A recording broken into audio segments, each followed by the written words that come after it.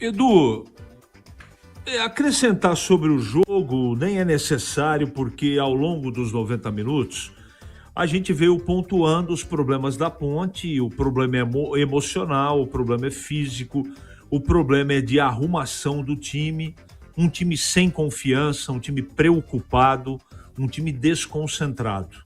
Eu não quero tirar aqui o mérito da vitória do Velo Clube, que poderia ter vencido por mais gols, não é?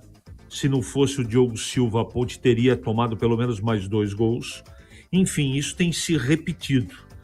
Agora, essa fala do Elvis aí ao final da partida, ela promete chacoalhar o Moisés Lucarelli.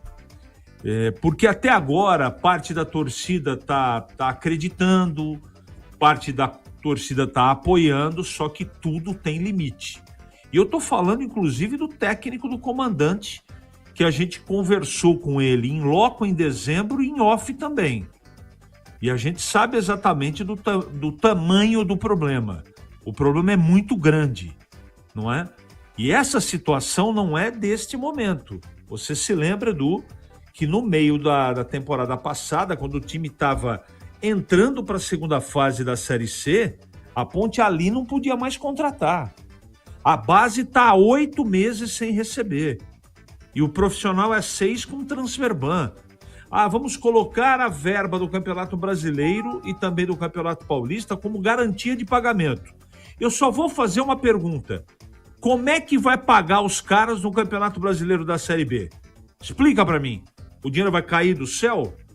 Então está mais do que provado que essa nova composição de diretoria não tinha um plano para a Ponte. Eu sei que ninguém está devendo porque quer. Eu sei que se pudesse a Ponte pagaria. Não pode, não consegue. Mas eu imaginava que o doutor Torrano, se candidatando a presidente, ele tinha um plano. Eu me enganei. Não tem um plano. Então a Ponte tem que ficar aí terminando uma partida com esses garotos que são heróis. A torcida não deve colocar responsabilidade nem nos experientes, porque essa Ponte não treinou, essa Ponte não tem os jogadores que precisam, essa Ponte não está organizada. Por isso, perdeu mais uma partida, Edu. A Ponte começou a mesma